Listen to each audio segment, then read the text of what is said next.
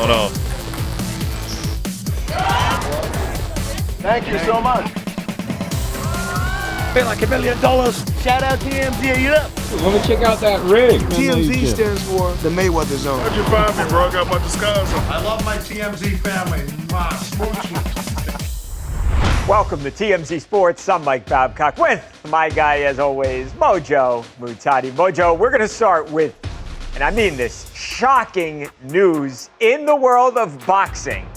Jake Paul is fighting Gervonta Tank Davis.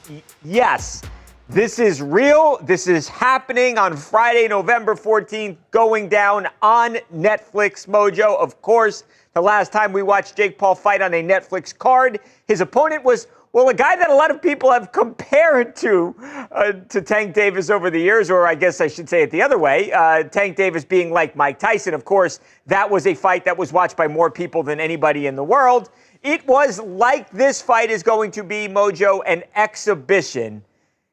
Again, it's shocking because not that Jake Paul is this great boxer who has been in the game forever, but because of the size difference here, Mojo. Jake Paul, 6'1" tall. Last time he fought, that was, of course, a few months ago against Julio Cesar Chavez Jr. He weighed in at 199 pounds, Mojo. Meanwhile, Tank Davis is about 5'5", so he's giving up about 7-8 inches to Jake, but he's giving up a lot of weight. He weighed 133 pounds last time Gervonta Tank Davis fought. By the way, Jake Paul, 199 wasn't the heaviest that he ever fought at, Mojo. When he fought that Mike Tyson fight, he was 227 pounds, so nearly 100 pounds more than Tank Davis was last time he weighed in. But these guys are going to fight. So that begs the question, Mojo, what happens here? Because you've got a guy who doesn't have a lot of experience, but is so much bigger than this ultra-talented fighter with a lifetime of experience. Well, I talked a little bit earlier today to a guy who knows a lot about fighting and winning at 135 pounds in the lightweight division in boxing, Shakur Stevenson. He is like Tank Davis, a champion. And when I spoke with him earlier, Mojo, I asked him a bunch of questions. Who wins? Can you see Jake knocking Tank out? And bottom line, are you surprised that this is all happening?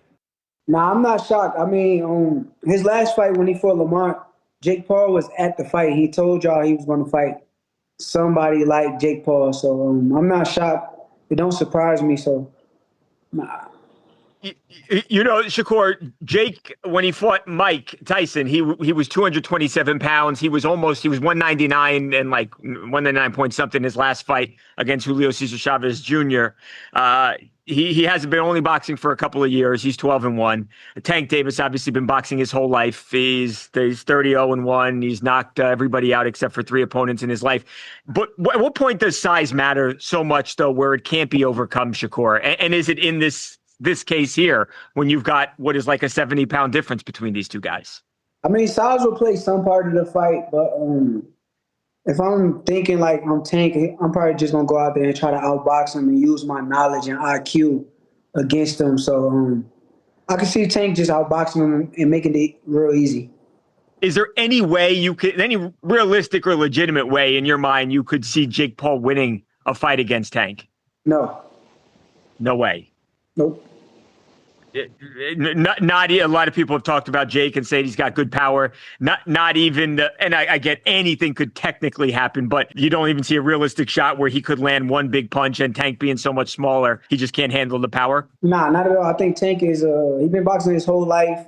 He's been boxing since a kid, so I doubt like that's gonna be an issue or problem. I think Jake is good for where he's at, but I think it's just levels. Do you see a more likely chance that Tank wins by decision or by knockout? By decision. I mean, that guy's too big. I don't think that he's just going to knock that guy out. So I see him like outboxing him. Could you see a realistic possibility where Tank could knock him out, although more likely that it is, like you just said, a decision? Nah, I don't see him knocking him out, no. Will you watch, Shakur? I mean, no. Obviously, no? Hell no. Nah, that ain't really like... I mean, like I said, here's the thing. Like, I got two sides to me when it comes down to I got a business side, then I got a competitor side. And from the competitive aspect, it don't excite me for me to be like, okay, I want to watch it. But from the business side, I understand as though why would he go that route. So there it is, Mojo. A lot there. He thinks, well, first of all, he says he's not going to watch. He's shocked that it's happening. And he doesn't think that Tank Davis will actually knock out Jake Paul. And he gives Jake no chance at beating Tank. Well, if he doesn't watch Babcock, that is a mistake by him, buddy, because that business side is calling, and it's just screaming dollar signs. He might get to a point in his career where he wants to take a similar fight and cash out, make that money, do your thing. Why would you not watch this fight? The entire boxing world should watch this fight. This is the answer to all of the questions that have been surrounding Jake Paul's camp this entire time. I gotta say it, man. He found a way to make a fight against a legitimate fighter interesting. Granted, he had to give up, 67 pounds and 8 inches to do it? I mean, shoot, almost 100 if you're talking about the Tyson fight. In the pro fight world, that right there is, of course, absurdity. But in reality, from what goes on with these celebrity super fights, this makes it interesting. If Jake was fighting somebody that is a pro in the same weight class, nobody's buying it. No one's going to think that Jake can do it. But this might make you watch. And even if you think Jake Paul is absolutely going to lose, the question becomes, does he finally get knocked out, dropped, and shut the hell up, which a lot of people want to see? Does it go to decision where maybe Jake walks away more or less unscathed? I mean, Tank is undefeated. He's never lost. So losing to him, despite the weight difference, in my mind, still gets Jake a lot of respect. Yeah, Mojo, I think it's fascinating. Tank Davis has knocked out all but 3 people that he has stepped into that boxing ring with. He is ferocious. He is a pit bull. I was not kidding when I said people have compared him to Mike Tyson just because he's not going in there, to hit you with a jab here and step away and win by points. He is looking to put your lights out. And I think a lot of people are going to watch this fight, even if ultimately Shakur Stevenson chooses not to. Add to it that it's free as long as you've got a Netflix subscription, so you don't even have to pay a pay-per-view here. Last time, record numbers. I don't know if it'll be record numbers this time, but I think you are going to have so many people watch this fight across the world. We thought it might be against Anthony Joshua. Of course, Eddie Hearn told us that it looked like the conversations were actually progressing and that would happen. Ultimately, there were some issues with that fight. It may happen again in the future, but nonetheless, Jake Paul has found himself as real an opponent as you could ever find in the sport of boxing. And on November 14th, Jake Paul versus Gervonta Tank Davis is going down in Atlanta. I can't wait. Up next, Lex Luthor himself meets Aaron Rodgers. Actor Nicholas Hoult talks meeting the 4-time NFL MVP and a potential Super Bowl in the UK when TMZ Sports comes back right after this.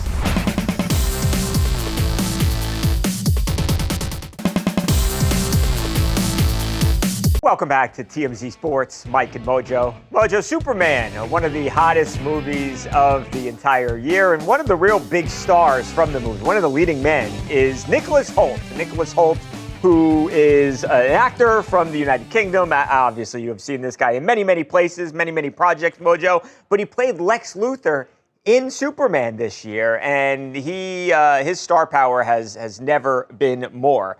He got to do something pretty cool, Mojo, this week, or last week, I should say. He went to a Pittsburgh Steelers game, and he actually had a chance to kind of rub shoulders with Aaron Rodgers. Now, a couple of days after this, Mojo, we ran into Nicholas at LAX, and we not only asked him about his time with the 4-time NFL MVP and future first ballot Hall of Famer, but Mojo, we also asked him about an idea that has been talked about lately, and it's been bolstered by the UK ambassador to the United States, saying that this should happen. The Super Bowl being hosted not in America, but overseas in the United Kingdom. Yep. We asked Nicholas about it all, Mojo. Take a look. Just went to the Steelers game. Yeah. How was that? Are you a big football fan? Not particularly. I grew up in England. Right. There's a big American football. American football. Yeah. No, well, we're catching on to soccer a little bit better. No, Pittsburgh was awesome. And the Steelers game was great. Yeah. You look like you were excited on the sideline from the pictures I saw. Yeah, but it was cool. And I got to meet. I met Aaron Rodgers. You think he'll be a nice addition? No, I didn't. Well, there's an. So he's one of the best ever, right? It has to be an upgrade. It has to be. The UK ambassador to the US is petitioning that London be considered as a location for the Super Bowl. Okay. And I'm wondering, do you think that the fandom down there would embrace that? Yeah, I'm sure they would. I know the Steelers are going to have a game in Dublin, so that would be fun. It's good when they do international games, right? You can't have the Super Bowl outside of America, right, Mojo? Babcock, I was ready to pounce on this dude. If he signed that petition to bring the Super Bowl abroad, I was about to light him up and say that, they cast the right guy for Lex Luthor. That's about as evil as you can get to Americans right there. You take the Super Bowl away from us. I love international travel, Babcock. Yeah. I'm always looking for a reason to go somewhere like England. I love visiting there. Buddy, you take the Super Bowl away from us, screw your international travel. We are going to have riots in the streets. Terrible, terrible idea. You can't do it. A second Revolutionary War, Mojo. It's an American holiday. The remix, except this time it's going to be worse. Man, I'm getting almost upset thinking about it. It just, even this guy as Lex Luthor knew not to answer that question. He just backed away from that one completely. I did think it was funny when he admitted that he knows nothing about American football and really didn't want to comment on it. He only knows Aaron Rodgers is good because someone else told him that he was good. Right. Still cool nonetheless. I will say, from a hospitality, from a tourism standpoint, we do have other cities to tout than Pittsburgh, Pennsylvania. I'll say that. Coming up, another week of the Contender Series is in the books. How big is the show for the landscape of mixed martial arts? Sugar Sean O'Malley calls it the second biggest promotion in the world when TMZ Sports returns right after this.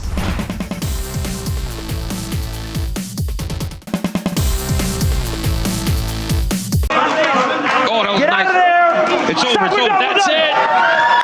Josh Hoult in round 2 gets the finish, improving to 6-0. Incredible Hope with his win here on Dana White's Contender Series. First, take me through just this moment.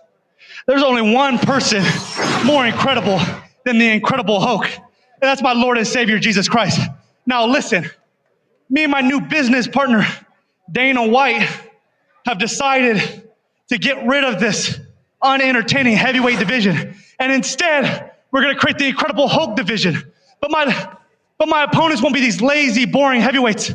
My opponents will be sex traffickers, pedophiles, rapists. Line them all up, and one by one, I give them a good old American beatdown inside the octagon to show the world that there's consequences for these types of behaviors in America. I left the liberal snowflake NFL to do a real man's sport in a real man's promotion.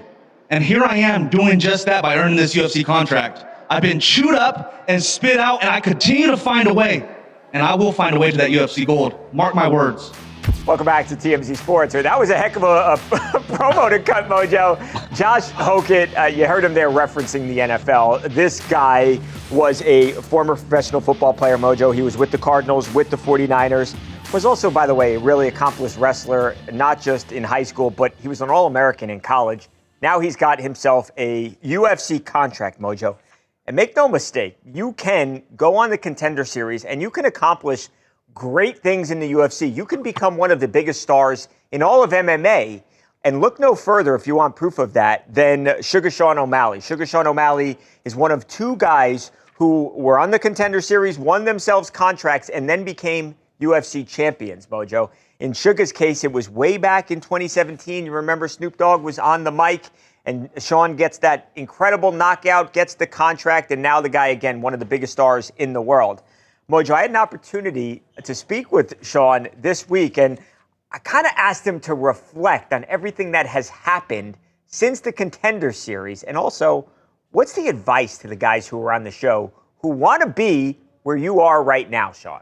The Contender Series is the second biggest promotion in the world. Like, that's crazy. You UFC and then Contender Series. There's nothing really that's competing with it. I mean, PFL is, but to be honest, I watch more Contender Series than I watch PFL or Bellator. You still don't even really understand what's going on there. But Contender Series is it is a huge opportunity for these guys to go out there and make a name for themselves. Like the guys fighting on the Contender Series are UFC caliber. These dudes are. There's going to be a ton more future UFC champions that are coming from the Contender Series. I mean, it's pretty much one of the only ways to get into the UFC right now. Like short notice fights, yes, but I mean, the Ultimate Fighter, that seems miserable to go through compared to, getting on a Contender Series fight. So, I mean, the future is the Contender Series. I mean, Babcock, I'm just a little still speechless over here after hearing Josh's promos. I got to be honest with you. Ever since Stipe retired, I've been looking to fill a void here for my favorite heavyweight fighter. And just based off of what I just saw, I mean, this dude is it. That's the face right there. I thought it was WWE, Mojo. Would look like this too. Right. I thought it was WWE. It was so wrestling-like in the way he spoke. Well, you're right. That part's probably coming next, Babcock. We had the NFL. We got this now. We had amateur wrestling. I mean, the WWE is absolutely the natural progression. I mean, this dude's out there with an American flag bandana talking about beating up pedophiles and rapists. I mean, say no more. You're my guy, brother. That's it. You're my favorite. I don't care if you got knocked out in a half a second. You're still my dude. I'm riding with you. This right here, this is aura. This is charisma. I mean, this is somebody that people are going to get behind. And I'm going to say it too, Babcock. I mean, working the mic is a skill. It's an art. He didn't need to go after anybody's wife. He didn't need to make it personal to any opponents. I mean, he got the task done with staying completely neutral to his opponents. So I love this for all of the reasons. I'm absolutely going to be tracking this guy. And we're going to have to get him on the show here pretty soon. I agree, Mojo. And I think that's a fantastic point. It's not just, and if you think it is, it's not just about how good you are in the cage, in the octagon. That's a big part of it, sure, but you've also got to be able to promote yourself and get people excited about fights. And I think they may go about it in a little bit of a different way, but Sean O'Malley has got that look and people are drawn to him. And I think that this guy, Josh Hoult, has a lot of that too.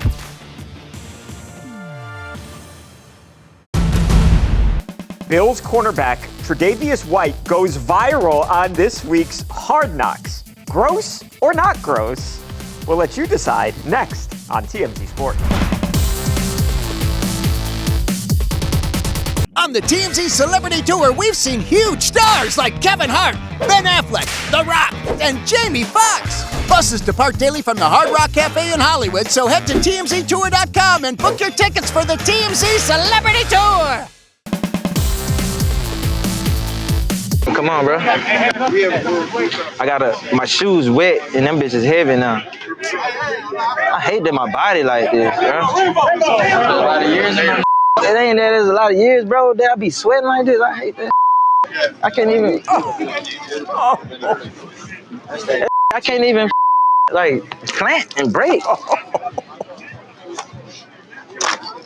He gave me the Dollar General socks. I was in a day's work, Max. All in a day's work, brother. Good job, man. Love it, bro. The rookie in the vet. Welcome back to TMZ Sports. I'm sick. Mojo, how is he sweating so much? I don't think if you took my collective sweat for my entire life, it would add up to that. He was wringing those socks out, Mojo, and they were dripping. And then that guy shook his hand this all last night on Hard Knocks, Mojo. Oh, God, that was gross. Oh, man, someone shook his hand afterwards? Yeah, they did. They shook his hand. Oh, I didn't even say that was Tre'Davious White, by the way, who's, of course, an NFL vet, is a really talented football player back with the Bills. But gross, Mojo, gross. I actually just started watching this season of Hard Knocks today, so thank you for the heads up so I can make sure I skip this episode. So there's that. Dude, this is training camp. Man, you're out there in the summer heat. It is so hot. You got shoulder pads, your helmet, the pants, all the pads. Oh, my goodness. He's lucky he's not wearing ankle braces because you don't have time to take those off and wring them out and change your socks and go back to it, man. There's no time for that. But, oh, gross. I've been there, Babcock. Just the wet, the stink sloshing around in your cleats. It's the first one-way ticket to have blisters and ruin your week or your month. It's going to take a while with that much repetition to come back from a blister. But, oh, gosh, that's so important to do. This is actually a really smart move. But, yeah, dude, that's the dog days of summer crap. This is the crap right here I don't miss about football. You know, Mojo, I was a mediocre quarterback in high school, and I remember, this is why locker rooms smell absolutely disgusting. I remember, taking the snap from my center at practice and then accidentally sniffing my hands. And boy, those football pants smelled worse than anything I have ever smelled in my life. I'm still scarred decades later. So I needed to get that off of my chest. We're out of time, Mojo. Football, it's fun. It's fun to watch. We got a lot to talk about tomorrow. We got a big show planned, Mojo. It's going to be great. Yeah, I mean, now that we've advanced past this particular topic, it's going to be great. And Babcock, I'd rather shake that man's hand after changing his socks than maybe shaking your hand after receiving a snap from that area with the stink pants. Right. So with that, we're going to end the show immediately. We'll see you tomorrow where it'll easily be the best show since today. Stink. I'm a lawyer.